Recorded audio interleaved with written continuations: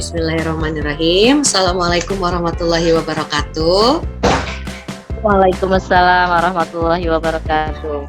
Terima kasih kepada Ibu Inaya yang sudah menyempatkan waktunya Ibu di sela-sela kesibukan Ibu, khususnya di waktu istirahat untuk menjadi narasumber Ibu dalam kegiatan wawancara kali ini. Izinkan saya Ibu untuk menanyakan beberapa pertanyaan terkait permasalahan yang sudah saya identifikasi di kelas, mungkin Bu ya. Langsung saja mungkin ya Bu untuk pertanyaan yang pertama, yaitu mengenai rendahnya pemahaman konsep siswa kelas 5 dalam materi sistem peredaran darah. Menurut Ibu, solusi apakah yang paling tepat untuk mengatasi permasalahan tersebut, Bu? Mungkin dari segi media atau model pembelajarannya, Bu. Menurut Ibu yang paling cocok yang mana? Iya. Memang untuk mengatasinya ya, menurut saya memang harus disediakan media yang pertama ya. Medianya yang bisa dimengerti anak kan masih tahapannya masih konkret ya, jadi anak-anak benar-benar harus melihat gitu bagaimana perputaran darah itu terjadi. Kalau ada alat peraga yang bagus model ya yang bisa dimasukin cairan itu ya, yang pakai botol Bu gitu ya. Iya, pakai botol, pakai ada selang-selang kecil mungkin ya. Jadi kan ketahuan dari mana arahnya, dari jantung kemana gitu. Itu mungkin lebih menarik. Dan kalau metodenya ya pasti anak-anak mencoba sendiri ya, mencoba pendekatannya mungkin bisa inquiry, jadi mereka menemukan sendiri bagaimana aliran darahnya. Setelah itu ya mereka coba langsung, dan kalau dia udah melakukan kan jadi lebih ingat ya, biasanya lebih dimengerti dan lebih ingat, karena itu akan lebih berkesan buat mereka gitu, dibandingkan hanya membaca buku teks saja. Kalau nggak ada alat peraga yang rumit itu ya mungkin minimal gambarnya. Gambar, tapi anak-anak suruh maju satu-satu mencoba menjelaskan aliran darahnya, seperti itu mungkin.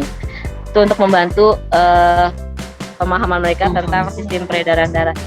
Yang pastinya sih harus nyata ya. Harus real gitu. Jadi memang harus dipraktekkan gitu ya kayaknya.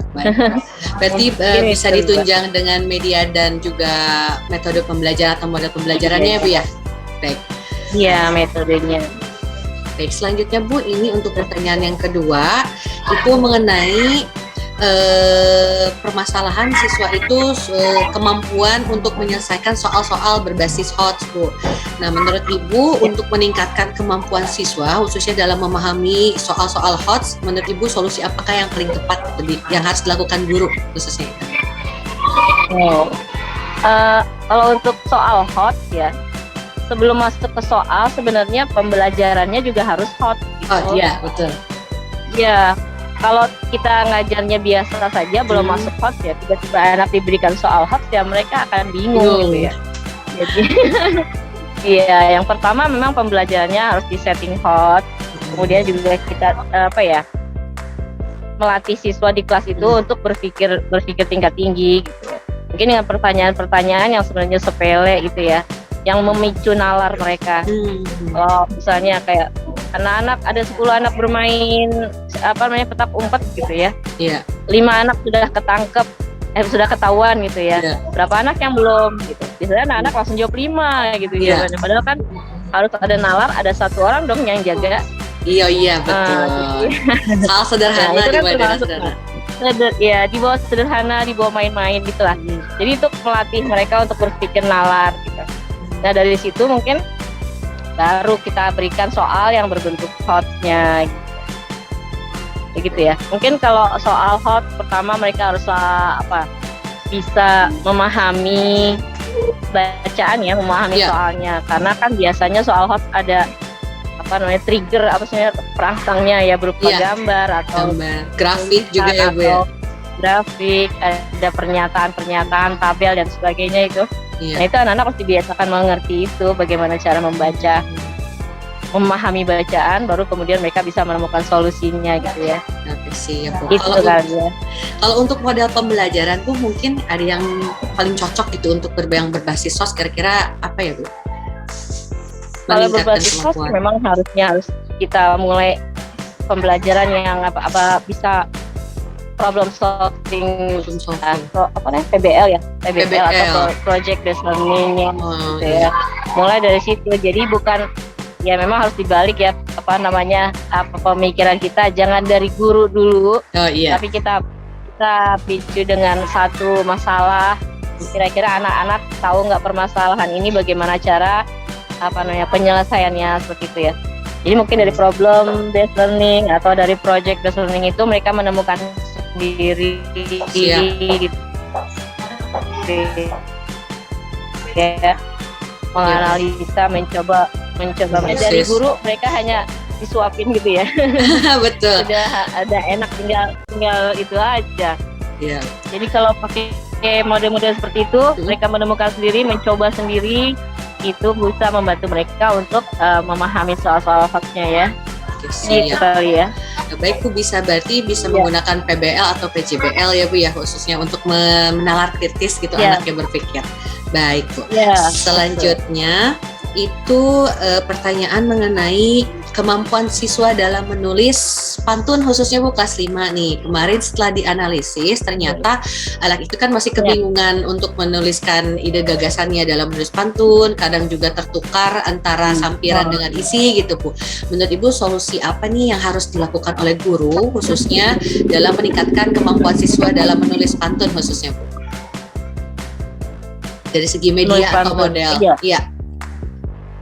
Kalau dari awal ya, perkenalan tentang pantun itu harus lebih banyak ya, dari bacaan-bacaan atau dari apa namanya video ya. Sekarang udah zamannya mau banyak digital, bisa kita cari di YouTube model-modelnya, apa namanya, inilah pantun ini. Nah kemudian dari situ kan mereka mencari tahu bagaimana pantun itu, ada berapa barisnya, mereka menelaah sendiri ya. Yang mana isinya, yang mana sampirannya. Nah kemudian dari situ baru, kalau saya kemarin sih pakainya itu ya, untuk melatih anak-anak mencari kata-kata yang sama itu ya, pakai permainan gitu ya, mencari kata-kata yang sama ya, main-main dulu seperti itu. Nah mungkin baru kita kasih teknisnya, misalnya cari apa namanya isinya dulu kita tuliskan, baru cari sampirannya yang mirip dengan isian yang kita buat tadi gitu. Iya gitu. Memang harus sering dilatih ya. Kalau sering dengar gitu, nanti anak-anak biasanya ikut terbawa ya, cepat biasanya itu anak-anak. Oh iya. Kadang perbendaharaan katanya juga Bu emang masih terbatas mungkin anak-anak, jadi bingung menuliskannya gitu Bu kalau dalam pantun. Iya betul. Iya. Selanjutnya Bu, ini berkaitan dengan kemampuan siswa dalam membaca pemahaman, khususnya di mata pelajaran PPKN atau IPS yang banyak istilahnya wacana bacaan yang harus mereka baca. Menurut Ibu, solusi apakah yang terbaik untuk mengatasi permasalahan tersebut? Jadi meningkatkan kemampuan siswa dalam membaca pemahaman khususnya Bu. Jadi kan kadang anak-anak baca wacana atau teks itu pas ditanya, tadi baca apa nak? Mereka bingungan gitu, apa ya tadi bacanya gitu Bu. Jadi menurut Ibu solusi apa yang paling tepat? Iya gitu. Solusi yang paling tepatnya apa gitu? Iya makanya. Memang kalau baca pemahaman anak-anak agak kurang ya, karena minat bacanya pertama. Kita harus tumbuhin minat bacanya dulu kalau pertama. Kalau yang kedua kan, kalau kita mau memahami bacaan, kita bisa ada langkah-langkahnya ya. Pertama misalnya, kalau saya tahu pertama kita skimming dulu ya. Pakai teknik skimming. Maksudnya kita lihat bacaan keseluruhannya. Kemudian yang kedua, kita tentukan tujuan. Kita mau baca ini, kita mau tahu apa sih gitu. Ajarkan ke anak itu. Misalnya kita mau baca tentang listrik atau tentang peredaran darah, apa yang mau kita ketahui dari peredaran darah ini. Jadi kedua, mereka menentukan tujuan. Yang ketiganya baru dia mencari tahu apa yang menjadi pertanyaan mereka tadi gitu. Dari bacaan. Setelah baca keseluruhan, setelah mereka bacanya dalam hati, apa mereka bacanya sambil berucap gitu ya. Kan ada anak-anak yang kalau dia dengar, dia ucapkan, dia lebih mengerti. Ada yang anak-anak pengen bacanya dalam hati aja, mereka udah cukup. Biarkan mereka membaca dengan gayanya masing-masing. Nah yang keempat baru kita afirmasi ya. Benar nggak apa yang tadi ditanyakan itu, ada nggak di cerita ini gitu. Jadi Guru juga sebenarnya jangan langsung ya baca nanti setelah ini tuliskan apa sih, enggak menjelaskan tujuan baca ini apa, kamu mau cari tahu tentang apa dari cerita ini. Kadang-kadang ya, jadi kalau kita udah tahu tujuan kan, jadi anak-anak kan udah ada gambaran gitu, oh saya mau tahu tentang ini nih gitu. Jadi saya dia lebih paham tentang bacaannya. Gitu. Jadi kayaknya langkah-langkahnya harus dikasih tahu ke anak-anak itu. Kadang-kadang kita lupa memberitahu anak ya.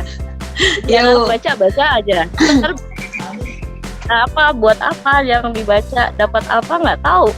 Belum tahu manfaatnya ya Bu ya. Jadi anaknya terkesan kayak baca cuman buru-buru, yang penting selesai, tapi nggak tahu isi bacaannya.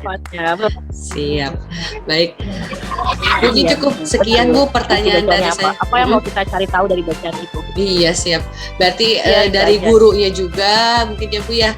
Terus pembiasaan cara mengajarnya juga mungkin dari minat ya Bu ya, sebenarnya tadi disebut yang Ibu sampaikan. Baik Ibu, pertanyaan dari saya cukup sekian. Terima kasih banyak untuk informasi, solusi, dan pembelajaran yang sudah diberikan kepada saya. Semoga bisa saya terapkan di kelas, khususnya memperbaiki kekurangan-kekurangan saya, khususnya dalam mengajar selama ini mungkin ya Bu ya. Terima kasih, mohon maaf juga mengganggu waktunya ketika istirahat. Ini Ibu wawancara dulu. Tidak apa-apa, nggak apa-apa. Ya, semoga bisa membantu walaupun sedikit ya. Ya amin, ya Allah Ibu sangat membantu banyak sekali di istilahnya. Saya jadi menambah pengetahuan baru khususnya. Terima kasih banyak Ibu, mohon saya akhiri. Assalamualaikum warahmatullahi wabarakatuh. Waalaikumsalam warahmatullahi wabarakatuh.